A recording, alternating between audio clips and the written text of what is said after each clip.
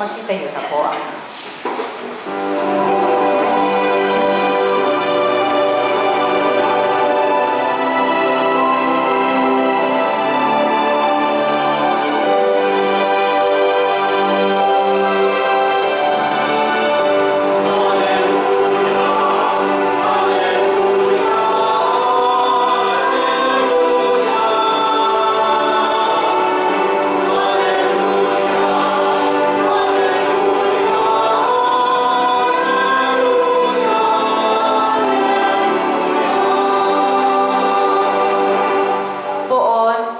pasikating kagandahan ng loobin ng kabutihan mo sa amin.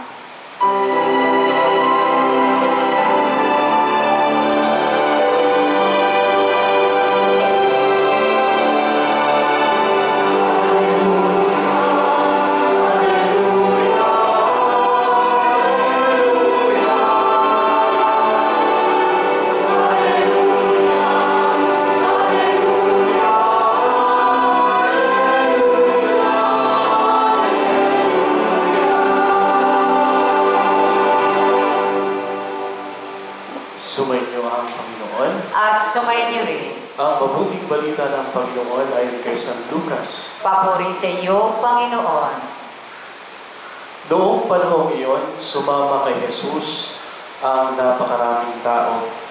Pumarap siya sa kanila at kanyang sinabi, "Hindi maaaring maging alagad ko ang sino mang umibig sa kanyang ama at ina, asawa at mga anak, mga kapatid, at maging sa sarili niyang buhay ng higit sa akin. Ang sino mang hindi magpasan ng sariling krus at sumunod sa akin ay hindi maaaring maging alagad ko. Kung ang isa sa inyo ay nagbabalak magtayo ng tore, hindi ba uupo muna siya at tatayahin ang magugugol para malaman kung may sapat siyang salaping may pagpapatapos niyon? Baka mailagay ang mga pundasyon, ngunit hindi naman may patapos, siya ay puputyain ng lahat ng makakakita nito. Sasabihin nila, nagsimulang magtayo ang taong ito, pero hindi naipatapos.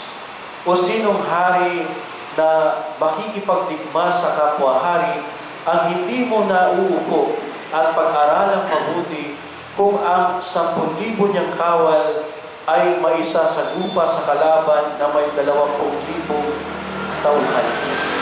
O kung hindi niya kaya, malayo pa ang kalaban, ay magsusubo na siya ng mga kinatawan upang makipagkasundo. Gayon din naman, hindi maaaring maging alagad ko ang sino man kung hindi niya tatalikdan ang lahat sa kanyang buhay." Mga kapatid, ang mabuting balita ng Panginoon. Pinupuri ka namin, Panginoong Hesukristo. Muli magandang gabi po sa ating lahat.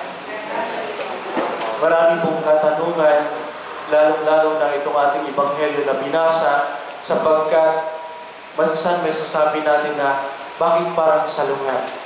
Ano ba ang ibig sabihin ni Jesus nung sinabi niya na hindi maaaring maging alagad ko ang sino mang umibig sa kanyang ama, ina, asawa, anak, o mga kapatid po sa sarili niyang buhay? Siguro po nagtatanong tayo, bakit kaya gano'n? Ano bang meron? Di ba ito yung turo ni Jesus? Ito yung turo ng Diyos? Ito yung turo ng ating simbahan na kailangan natin mahalin ang ating pamilya, kailangan natin mahalin ang ating mga magulang. Pero bakit sinabi ni Jesus ang ganitong mga salita? Mga kapatid, nung nag-aaral pa po ako ng theology, kapag po pinag-aralan ng Biblia, meron pong sarili-sariling genre. Hindi mo pwedeng i-interpret ang Biblia kung ano yung nakasulat. Sapagkat meron itong sariling interpretasyon. Kagaya na lang, kapag ang binasa mo ay history, hindi mo siya pwedeng i-interpret as scientific fiction. Kailangan mo siya i-interpret as history. Hindi mo rin silang ang scientific fiction, hindi mo rin siya i-interpret as history or reality. Sa theology po, itong tinatawag natin na ebanghelyo ngayon, ito ay tinatawag na hyperbole.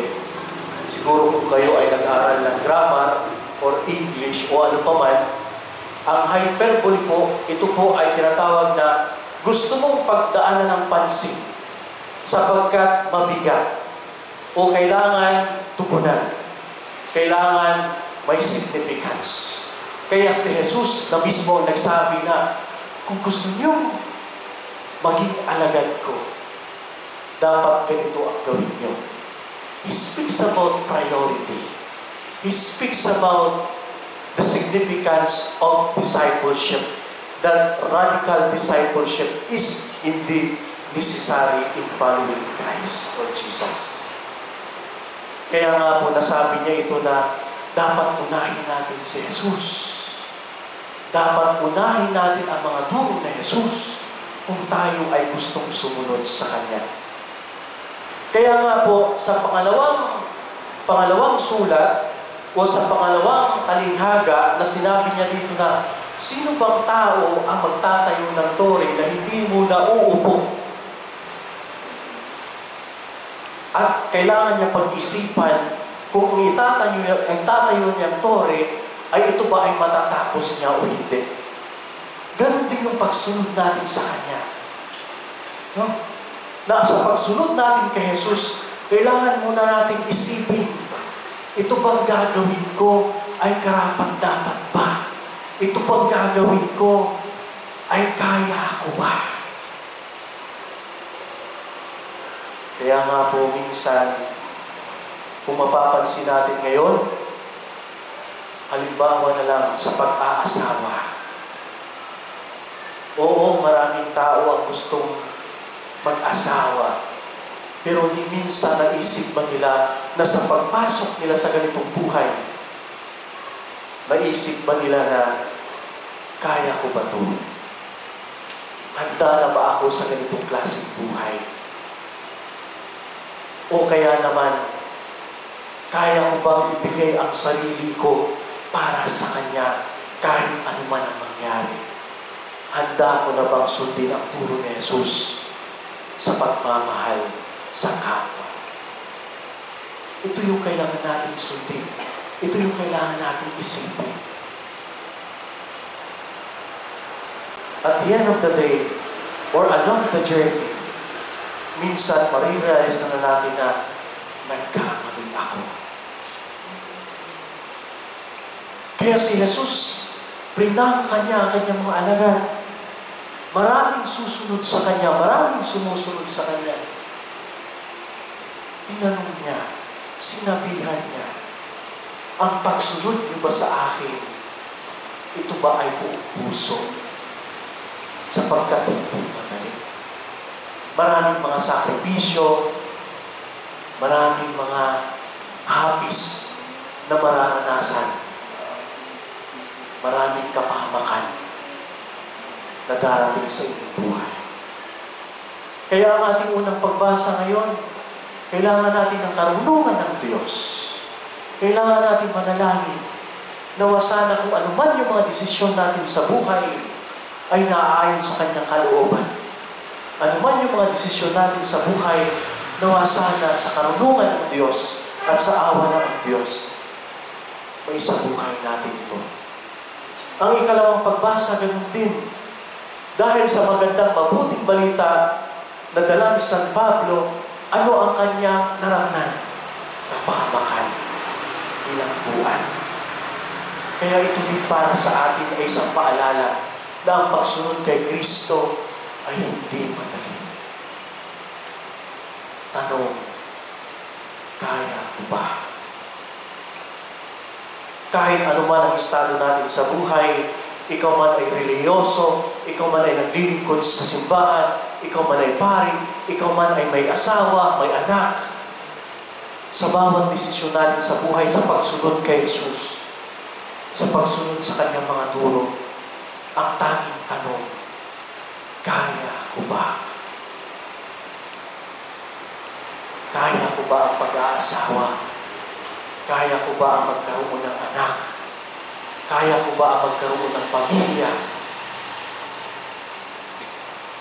Otherwise, along the way, kawawa yung mga tao. Kawawa yung mga tao maapektuhan sa mga desisyon natin sa buhay. That is why we need God's wisdom. We need God's grace in every decision in our life. Sa pagsunod natin kay Kristo, sa pagsunod natin sa Diyos. Halimbawa na lang din sa paglilingkod sa simbahan. Maraming oras ang kailangan natin ilaan sa paglilingkod sa simbahan. Maraming mga meetings, maraming mga sakripisyo ang ating ilalaan sa paglilingkod sa simbahan. Kaya ko ba? Ito yung tanong natin sa ating sarili at kailangan natin ng awat ng biyaya ng Diyos upang matugunan at maisabuhay kung ano yung mga desisyon natin sa buhay. Amen.